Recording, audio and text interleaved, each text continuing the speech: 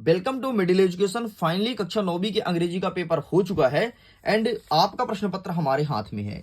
मैंने बहुत सारे सेट अपलोड नहीं कर पाया था क्योंकि मैं क्लास 10th में बिजी था, उसके लिए I am really so sorry. लेकिन अब तुम्हारे सामने प्रश्न पत्र लेकर के आ चुका हूं, बढ़िया से इत्मीनान से इस प्रश्न पत्र का फुल सोल्यूशन बताने वाला हूं। तो आप मिला लो कि आपके कौन कौन से क्वेश्चन सही हैं और आपके कितने नंबर आने वाले हैं। तो ये है आपका सेट नंबर एफ। लेकिन अगर आप चाहते हैं कि सर आप मेरे सेट का भी वीडियो बनाइए तो सिंपल सा आप मुझे अपना पेपर बकायदे फोटो क्लिक करके और मुझे व्हाट्सअप कर सकते हो। मेरा व्हाट्सअप नंबर है 747075 703। फिर से सुन लो, 747075 703। इस नंबर पर आप अपने प्रश्न पत्र को फोटो क्लिक करके भेजिए। जल्द ही हम आपके लिए आपके प्रश्न पत्र का फुल सोल्यूशन का वीडियो बनाने वाले हैं। अब देखो, हमारा इंग्लिश का पेपर 4 सेक्शन में था। Section number A, section number B and आगे बढ़ते हैं सेक्शन नंबर सी, ये यहां पर है, और सेक्शन नंबर डी। तो इस प्रकार से 4 सेक्शन में था एंड 4 सेक्शन में सबसे पहले आपको पैसेज पूछा गया था। तो आओ हम देखते हैं पैसेज का सही उत्तर क्या हो जाएगा। जो हमारा पहला प्रश्न कहता है उसका सही आंसर आपको लगाना है ऑप्शन नंबर डी, ये आपका सही उत्तर हो जाएगा। आगे बढ़ते हैं। नेक्स्ट जो दूसरा पैसेज था इसका सही आंसर आपको ऑप्शन नंबर सी लगाना था। जो तीसरा पैसेज था इसका सही आंसर ऑप्शन नंबर सी लगाना था। चौथे प्रश्न का सही आंसर आपको ऑप्शन नंबर बी लगाना था। पांचवें प्रश्न का सही आंसर आपको ऑप्शन नंबर बी लगाना था। आगे बढ़ते हैं प्रश्न क्रमांक 2 की तरफ। प्रश्न क्रमांक 2 का पहला नंबर में आपको लगाना था ऑप्शन नंबर सी। प्रश्न क्रमांक 2 के दूसरे नंबर में आपको लगाना था ऑप्शन नंबर सी।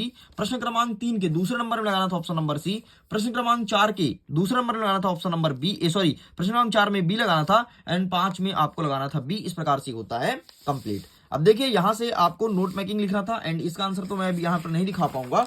एंड आगे हम बढ़ते हैं और यहां पर क्या पूछा था, यहां पर आपको लिखना था फी कंसेशन के ऊपर, ठीक है। एंड यहाँ पर आपको बर्थडे पार्टी के ऊपर लिखना था। तो ये हो गया। एंड इंडियन फेस्टिवल आ गया जो कि मैंने आपको बताया था।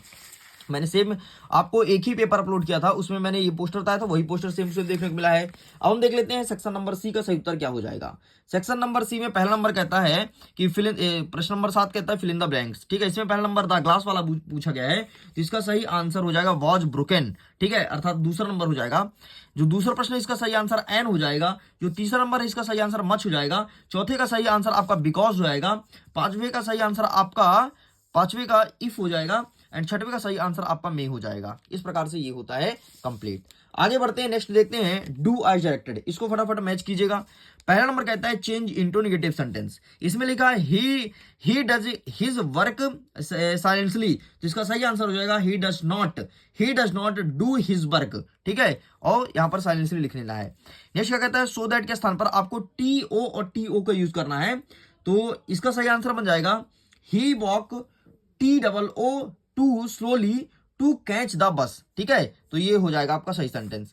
नेक्स्ट आपको बनाना है कि प्रेजेंट परफेक्ट टेंस, ठीक है। यहां पर कह रहा है कि Karan is writing a poem, तो Karan had written a poem, Karan had written a poem, ये आपका सही उत्तर हो जाएगा। नेक्स्ट आपको कह रहा है कि इफ के स्थान पर अनलेस का यूज करना है। सिंपल सा इफ को काटो, यहां पर लगाओ अनलेस, बाकी पूरा सेम हो जाएगा। नेक्स्ट आपको पैसिव वॉइस बनाना है यहां, तो इसका सही आंसर क्या हो जाएगा many questions were asked by him, ये हो जाएगा।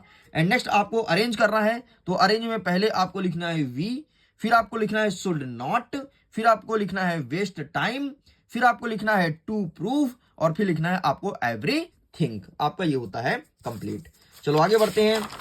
आगे अब बढ़ते हैं सेक्शन नंबर डी की तरफ। इसके आंसर को कवर अप करते हैं। प्रश्न क्रमांक 9 का पहला उत्तर हो जाएगा ऑप्शन नंबर डी, दूसरा हो जाएगा आपका ऑप्शन नंबर डी, तीसरा हो जाएगा आपका ऑप्शन नंबर ए, चौथा हो जाएगा आपका ऑप्शन नंबर ई।